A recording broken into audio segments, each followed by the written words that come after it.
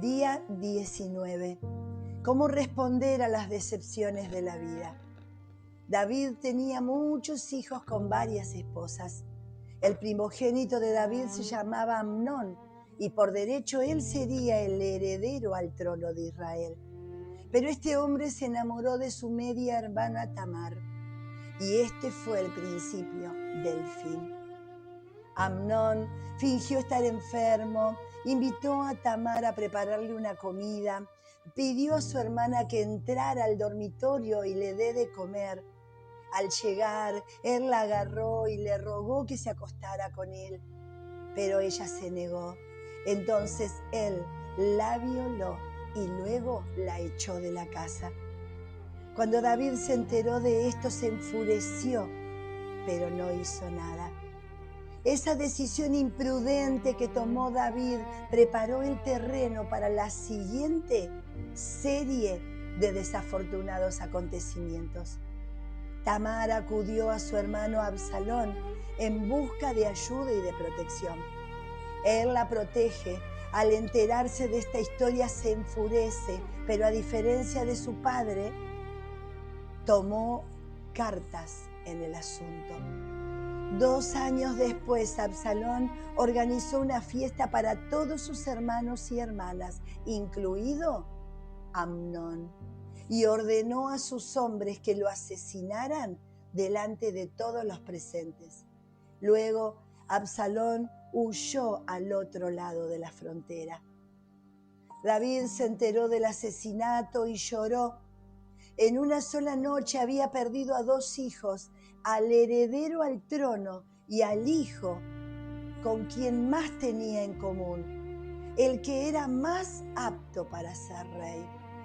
Ahora David tenía la responsabilidad de vengar la muerte de su primogénito, pero una vez más, David no hizo nada. Pasaron 3 años y David y Absalón comenzaron a necesitarse. Querían volver a verse. Absalón volvió a la ciudad, pero David no volvió a llamarlo. Finalmente Absalón concertó un encuentro con su padre, y esto lo podemos leer en 2 de Samuel, capítulo 14, versículo 33. Dice: entonces el rey mandó a llamar a Absalón, quien entró y se postró en tierra ante el rey. Y el rey besó a Absalón. Y esto no era lo que Absalón buscaba. Y esa fue la última vez que se vieron. Absalón jamás superó la negativa de su padre a reconciliarse con él. Su amargura pronto se transformó en un deseo de venganza, pero era paciente. Durante los siguientes 4 años se sentó junto a la puerta principal de Jerusalén y se puso a disposición del pueblo.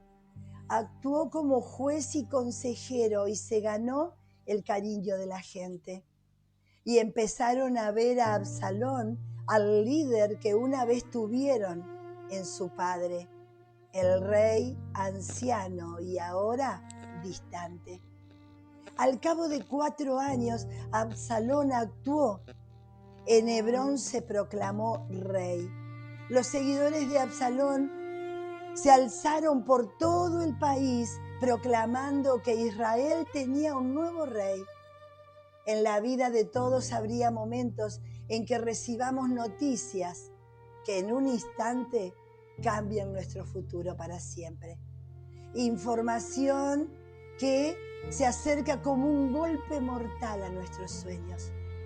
En estos momentos que siguen nos sentimos perdidos porque una parte de lo que definía nuestro futuro se ha ido.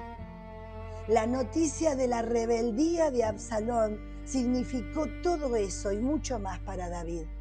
Si alguna vez hubo esperanza de reconciliación, alguna esperanza de que su hijo lo sucediera como rey, se había desvanecido. Ese objetivo era ahora completamente inalcanzable. Jamás sucedería.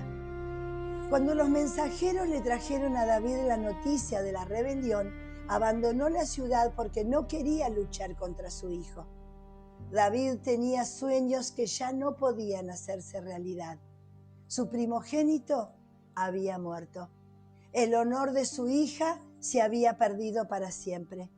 Su relación con Absalón se había roto.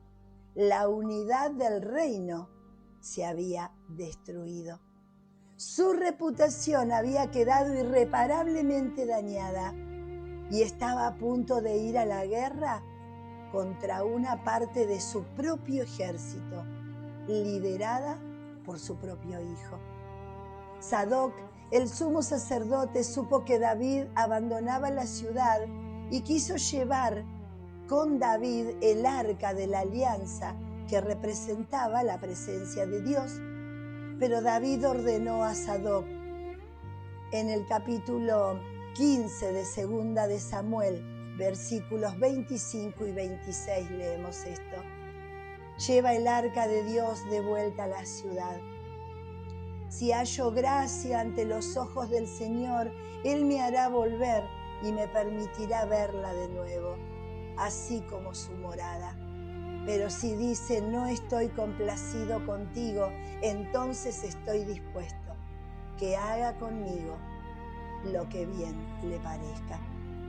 David sabía algo: se puede confiar en Dios, pero no se puede manipular a Dios. Sacar el arca de Jerusalén no sería más que un acto de desesperación, un intento de forzar la voluntad de Dios.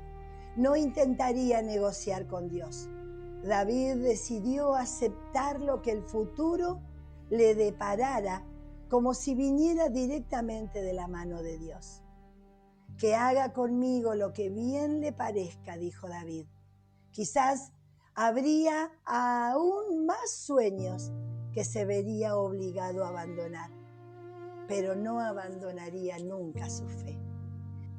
En algún momento de la vida nos vemos obligados a renunciar a algo que anhelamos, por lo que oramos, con lo que soñábamos y tal vez incluso planeábamos. Pero llega un día en que nos enfrentamos a la realidad de lo que se hará y de lo que no se hará realidad. El sueño no se cumplirá.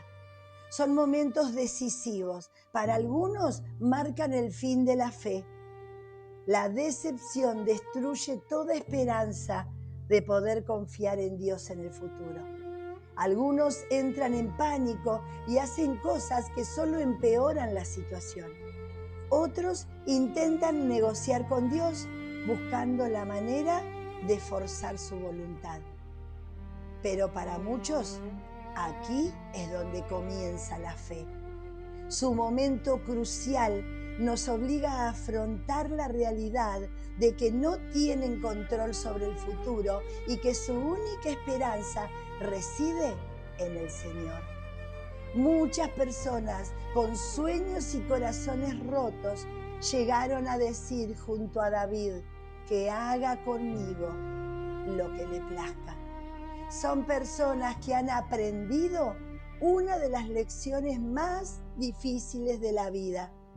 Cuando te das cuenta de que tus sueños no pueden cumplirse, la mejor respuesta es apoyarte firmemente en tu Padre Celestial, incluso cuando parece que Él es responsable de tu decepción. La otra opción es huir del único que puede brindar consuelo cuando más lo necesitas. David eligió confiar en el mismo Dios que podría haber evitado todos sus problemas. Eligió apoyarse firmemente en aquel de cuya mano aceptó todo lo que había sucedido y lo que estaba por suceder. David era un hombre derrotado. Había perdido todo lo que consideraba valioso, todo menos su fe. Absalón entró en Jerusalén y reclamó el trono de su padre y salió en persecución de su padre. El ejército de David emboscó a Absalón y a su ejército con la orden de capturar a Absalón con vida. Pero Joab, su general, desobedeció la orden de David y mató a Absalón. Cuando David recibió la noticia de la muerte de su hijo, quedó destrozado. Al perder a Absalón, perdió una parte de sí mismo que jamás podría recuperar. No era así como debía ser. Este no era el futuro que había previsto. Sin embargo, así fue. Y eligió aceptarlo como algo que venía de la mano de su Padre Celestial. Que haga conmigo lo que bien le parezca.